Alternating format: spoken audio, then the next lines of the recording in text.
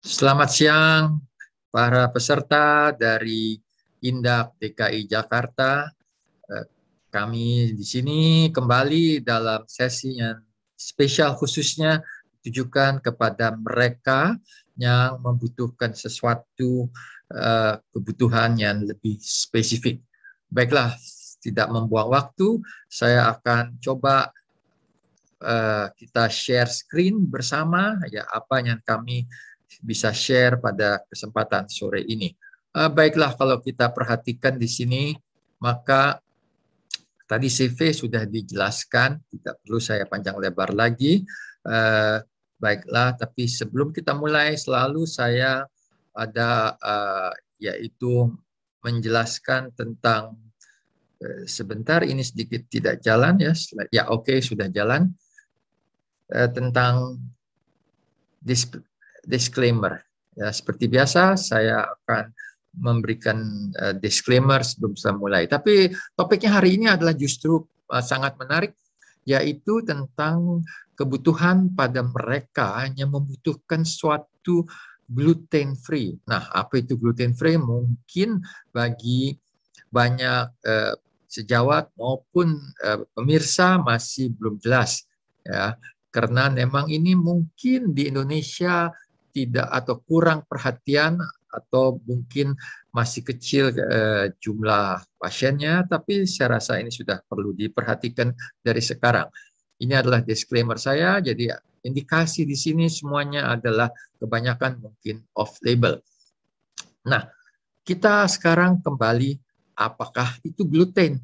Ya, ini penting karena gluten itu sebenarnya adalah protein yang ada di dalam gandum. Sebentar saya akan cari pointer saya, yaitu dengan ya oke.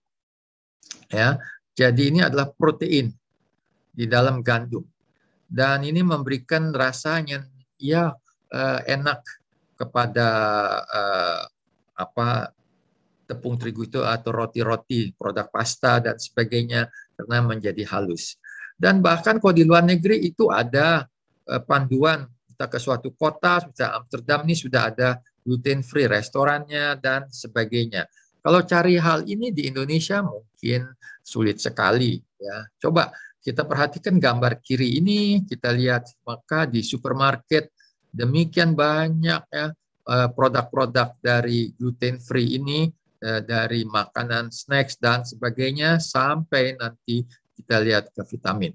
Nah, masalahnya kemudian timbul pada pasien-pasien yang menjalani gluten free ini ada dilaporkan yaitu mereka defisien dalam beberapa nutrien seperti nutrien besi, vitamin D dan B, dan kemudian kalsium dan magnesium. Jadi ini yang perlu diperhatikan dan sudah dilaporkan ada.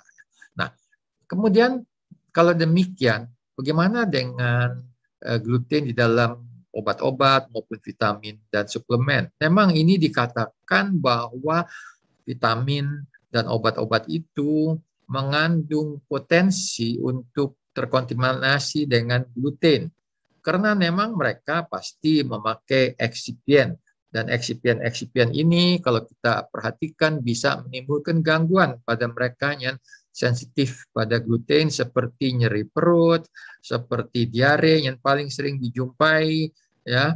Dan masalahnya mungkin bagi masyarakat kita karena kita sering makan cabai dan sebagainya, ini dianggap sebagai biasa saja kelebihan cabai dan sebagainya.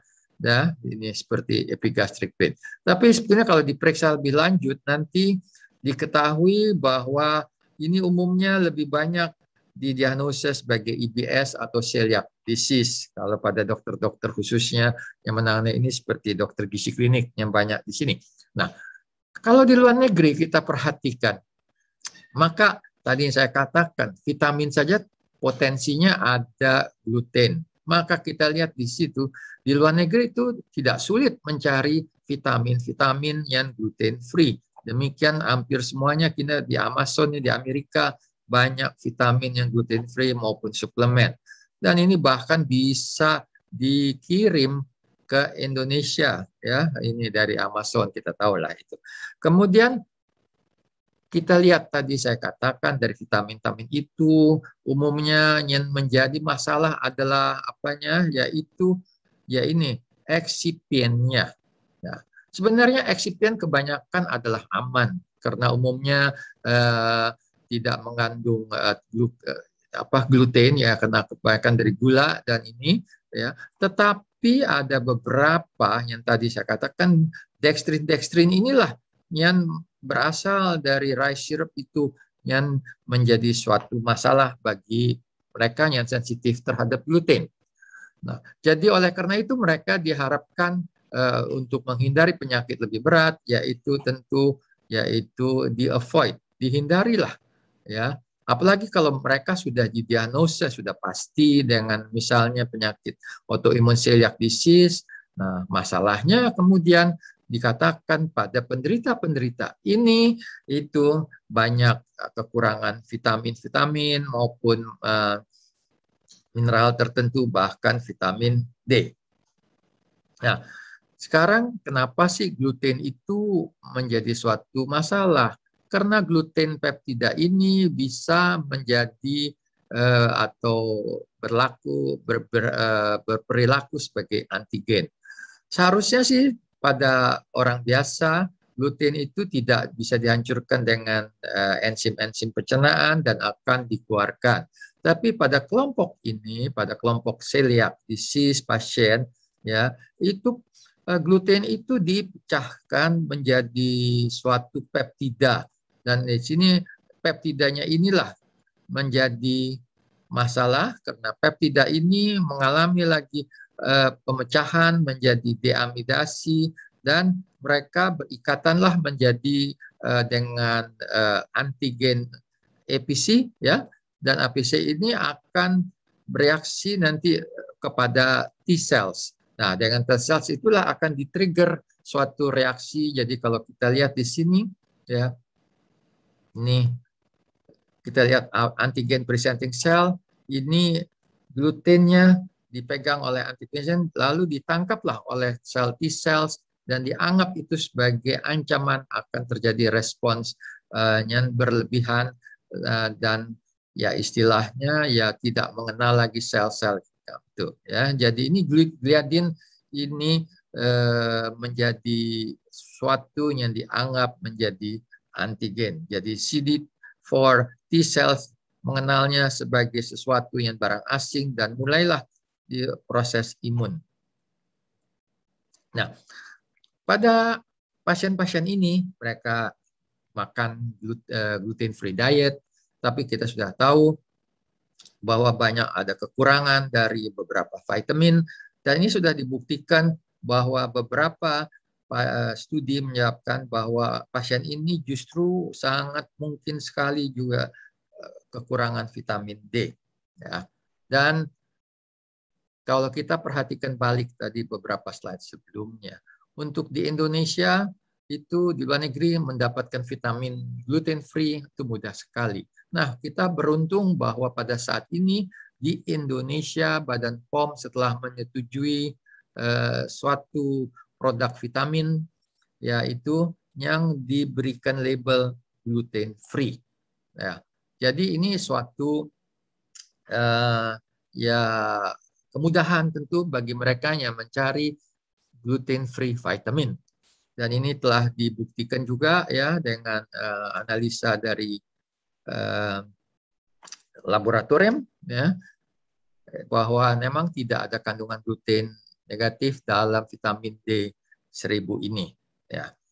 Nah, kenapa kita bicarakan vitamin D3? Karena vitamin D3 itu kan sudah kita tahu penting sekali bagi sistem imun, ya, dan kalau sistem imun itu terganggu, ya, terutama setelah selesainya replikasi viral, kita dianggap sudah selesai, tapi ternyata tahu-tahu pasiennya mengalami disregulasi imun yang mengakibatkan kita tahu yang takutkan yaitu badai sitokin, ya, badai sitokin yang sangat berbahaya, sulit menanganinya. Nah, Untuk itulah kita perlu tahu juga sistem imunitas. Imunitas itu di manusia ada yaitu sistem innate dan sistem adaptif. Sistem innate itu bereaksi cepat, kayak pasukan gerak cepat. Begitu ada mikroba, ada virus, maka sel-sel seperti fagosit, dendrit, dan sel-sel makrofag akan menyergapnya, memakannya. Sementara itu, sel dendritnya akan membawa ke sistem adaptif untuk dipelajari dan dibuat antibodinya. Dan tapi itu memakan waktu. Ya, ini coba kita simulasikan atau pada sistem serangan COVID. Jadi kalau pada COVID, yang terutama mulainya dari tenggorokan, kita akan lihat bahwa ini sel-sel di dalam bronkes saluran pernafasan akan diserang oleh virus, akan replikasi, dan justru karena ada serangan, tentu ada ancaman, lahirlah atau maksudnya dilepaskanlah sitokin untuk mematikannya. Ya. Dan kemudian juga makrofag ini akan memakannya. Tapi mungkin nggak sanggup pada beberapa keadaan. Nah, pada beberapa keadaan, sementara itu sudah tentu sistem adaptif sudah dilaporkan. Di sini sel dendrit akan melaporkannya kemana? Dia laporkanlah ke kelenjar limfa, yang kita tahu kelenjar limfa ini akan menghasilkan, mengubah, menyiapkan sel-sel T dan sel B menghasilkan T cells yang killer cells, maupun di sini nanti B cells akan menghasilkan antibody. Tapi itu membutuh waktu dan itu tidak bisa segera dalam. Nah, sekarang kita lihat kembali ke vitamin D. Vitamin D yang sekarang sedang sibuk atau ramai dibicarakan itu adalah kita lihat bisa diproduksi dari sinar matahari di tubuh kita, di kulit kita maksudnya, atau diberikan sebagai suplemen dan makanan. Ya. Dan kalsiferol vitamin D itu di dalam darah itu harus masuk ke dalam hati. Di hati oleh enzim akan diubah ya, menjadi 1 atau 25 OH, D atau yang disebut kalsidiol, dan dari sana nanti yang klasik adalah harus melalui ginjal untuk dibuat menjadi 1,25 hidroksi D atau kalsitriol, dan inilah yang akan bekerja atau masuk ke dalam sel untuk selanjutnya berfungsi mengaktifir yang disebut VDR atau vitamin D reseptor. Ini mungkin lebih jelas. Jadi dari matahari, dari makanan, dari mana saja, apa yang terjadi di hati. Ya, di hati itu diubah vitaminnya menjadi yang kita sebut 25 OH vitamin D. Ya, ini masih belum aktif. Untuk aktif ada 2 jalur, yaitu yang jalur endokrinnya ke ginjal, jadi dengan enzim 1,25 hidroksilase menjadi 1,25 dihidroksi vitamin D, dan inilah yang akan bekerja untuk yang kita sebut kalsium hemostasis, ya, untuk kalsium absorption ke bone dan sebagainya. Tapi sekarang sudah banyak dibuktikan adanya yaitu sistem autokrin dan parakrin. Langsung tadi yaitu 25 OH vitamin D masuk ke dalam sel-sel perifer tertentu atau seperti di mana seperti di sel-sel jaluan pernafasan, sel-sel pembuluh darah dan sebagainya menjadi 1,2 alfa dihidroksi vitamin D, dan ini antara lain juga kalau kita lihat banyak ya reseptor ini di sistem imun ya, di tekanan darah kita tahu juga untuk blood pressure dan sebagainya, bahkan pun pada metabolisme glukosa. Nah, oleh karena itu kita batasi dulu hanya pada vitamin D hubungannya dengan sistem imun. Nah, dikatakan bahwa banyak buku, bukan buku maksud saya, publikasi sudah banyak sekali sejak 10-15 tahun lalu yang menjelaskan bahwa kegunaan vitamin D itu ada di fungsi imun, ya. Dan ini sudah kita lihat di sini dikatakan bahwa kalau kita defisien vitamin D, maka fungsi imun akan terganggu. Ya, dan ini akan tentu menyebabkan bisa resiko autoimun, bahkan juga berbagai hal lainnya. Ya, kalau kita perhatikan yang di kiri ini, maka bentuk kalsitriol itu sudah diakui bentuk aktifnya bahwa kalsitriol merupakan atau memegang peran penting dalam pemeliharaan dari homeostasis sistem imun. Nah, coba sekarang kita kembali ke kaitan dengan penyakit COVID. COVID itu menyerang terutama mulainya dari saluran pernafasan, ya. Kita lihat di sini di alveoli ada sel-sel ini epitel diseranglah dengan SARS-CoV, maka akan terjadi pelepasan sitokin-sitokin dan hemokin dan lain-lainnya. Akibatnya apa? Ini merusak, ya, degradasi dari sel di sini, rusaklah sel epitel ini, ya. Dan kemudian sementara itu kita tahu kalau di dalam liver itu juga sudah dibentuk tadi kalsifiol, dan ini di dalam sel parakrin autokrin itu bisa dihasilkan 1,25 dihidroksi vitamin D, ya, dan ini yang berguna 1,25 atau kalsitriol ini di dalam jaringan perifer itu bisa mengurangi, mencegah terjadinya koagulasi dan trombosis, mencegah rilis dari berbagai sitokin yang jahat seperti IL-6, ya, TNF, alfa dan sebagainya. Jadi vitamin D ini memegang peranan dan mempunyai tempat kerja hampir di seluruh sel-sel dan bahkan berfungsi pada lebih, kalau kita bicara genom, gen itu pada lebih sekitar 2.000 gen. Nah, ini secara garis besarnya ini dikatakan kita makan, ya, cholecalciferol di sini ataupun ergocalciferol, ya. Yang penting adalah hati. Di dalam hati itu ada enzim yang cukup, dia akan mengubah menjadi 25 OH, 25 hydroxy D. Tapi ini nggak bisa bekerja pada reseptor. Dia harus mengalami hidroksilasi lagi, ya, dengan 1 alfa hidroksilase menjadi yang disebut inilah 1,25 dihidroksi vitamin D. Nah, apa fungsinya ini? Kalau di perifer itu dia akan berfungsi juga untuk menutup gap, ya, gap. Karena pada virus itu terjadi perusakan istilahnya sambungan junction, dan itu akan dipertahankan. Kemudian akan dihasilkan juga zat yang kita sebut katefidin ataupun defensin untuk menangkap virus maupun bakteri. Sementara itu di sel perifer lainnya, yaitu seperti tadi dikatakan di sel-sel alveoli dan sebagainya, ini dia akan modulasi melalui makrofag. Jadi apa? Terjadi pengurangan sitokin-sitokin, ya, dan sebaliknya dia akan meningkatkan di sini sitokin yang baik, T regulation, T-rex gitu.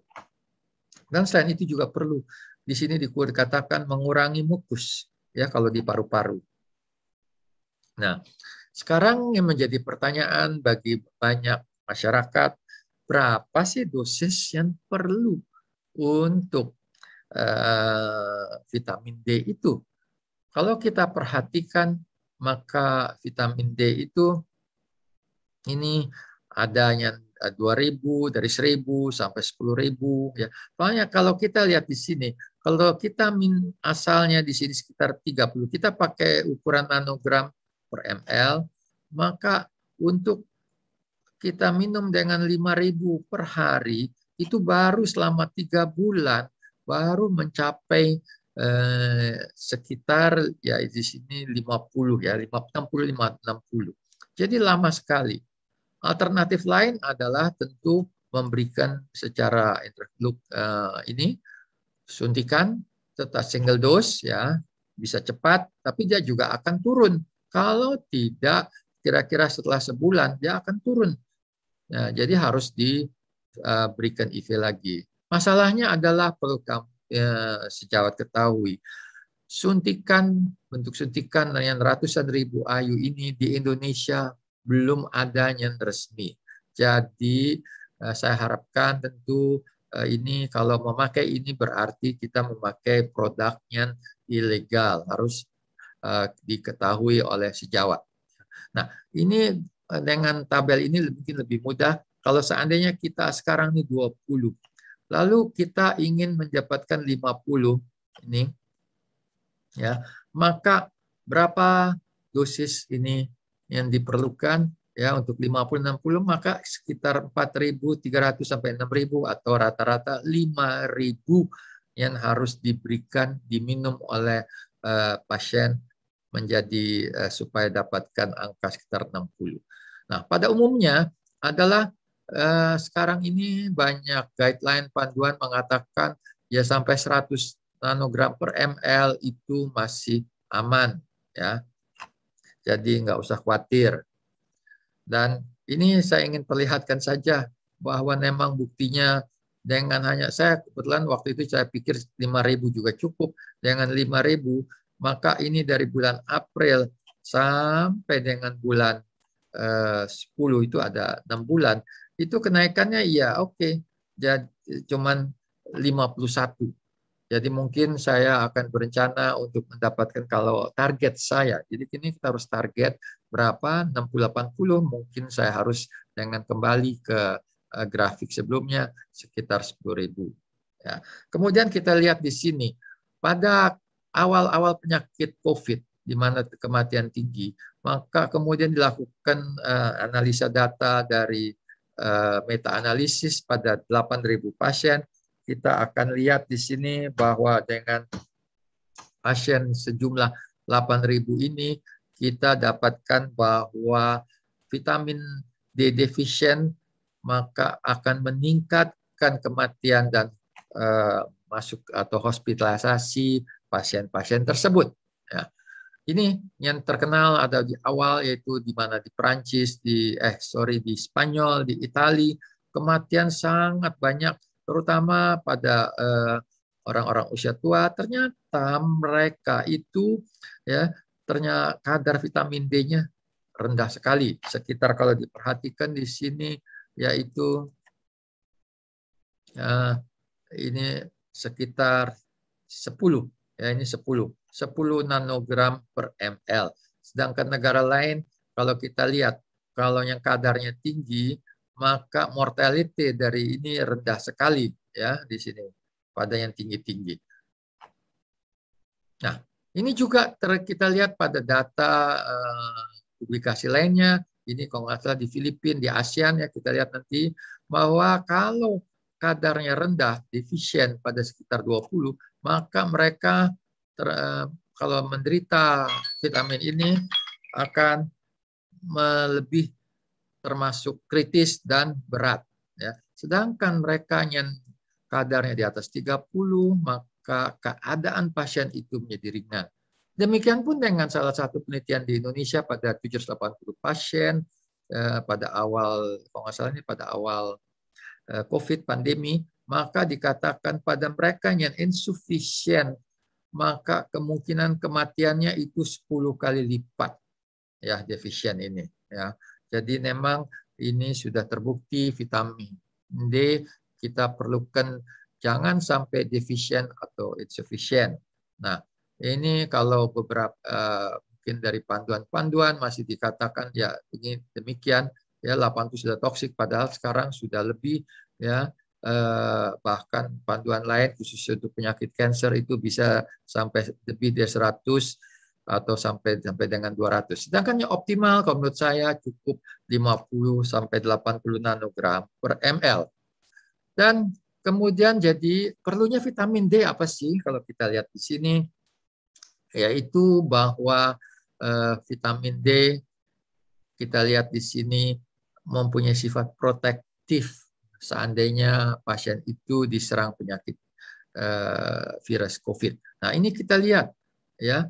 Apalagi sekarang post-COVID saja, ya kita bisa sembuh dari COVID. Banyak yang mengeluh terjadi sesak napas dan sebagainya. Nah, dengan vitamin D ini ada panduannya atau papernya yang dikatakan kita bisa mencegah lung fibrosis, ya, acute respiratory tract infection dan proses inflamasi.